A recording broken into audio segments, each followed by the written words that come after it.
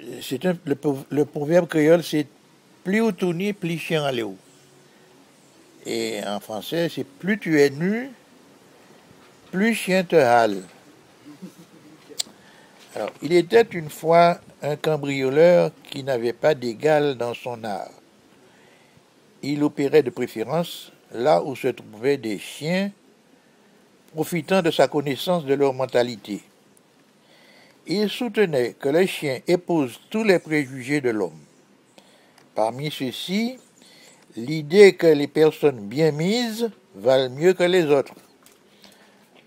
En attesteraient selon lui les parures des rois, des reines et des nobles, les costumes des messieurs et dames, le haut de forme, la cravate, le gilet, etc. Féru de sociologie, notre chenapan prétendait qu'en matière vestimentaire, le chien est un connaisseur. Il a suivi l'évolution.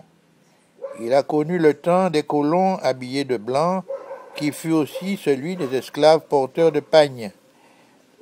Il a de tout temps été bon gardien sur les propriétés, sachant distinguer d'une part les gens honnêtes qui venaient bien vêtus et de l'autre les coquins qui approchaient de la maison en cachant des mains les trous de leurs vêtements.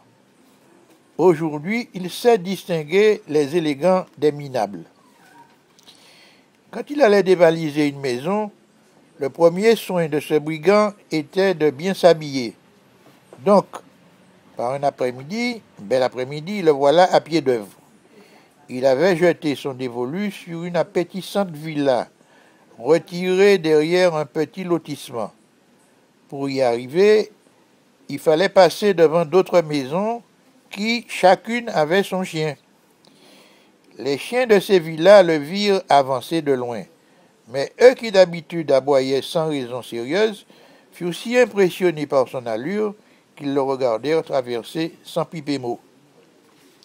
Il portait costume 3 pièces, souliers vernis, panama, collier d'or massif, montre bracelet, breloque, chevalière, etc., etc.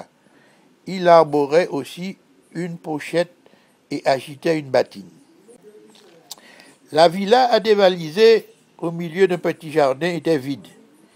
Il franchit le portail et là trouva devant lui un chien minable qui semblait dormir si profondément qu'aucun bruit ne semblait pouvoir le réveiller. C'était un chien vicieux, d'une infinie méchanceté. Il aurait dévoré sa propre mère. Il feignait de dormir pour laisser approcher sa victime. Il attendait pour la prendre au mollet que toute esquive soit impossible. C'est dire si ce chien se moquait de l'habit. Le bel accoutrement du cambrioleur eut plutôt pour effet d'aggraver sa mauvaise humeur. Costume 3 pièces, chemise brodée, caleçon, collier, tout cela vola à la ronde. Il ne resta que les souliers vernis. L'autre voleur put s'échapper. Mais alors, il était nu, et les chiens des autres maisons, le voyant passer ainsi, lui appliquèrent une loi depuis bien longtemps érigée en dicton: plus nu tu seras, plus chien te halera.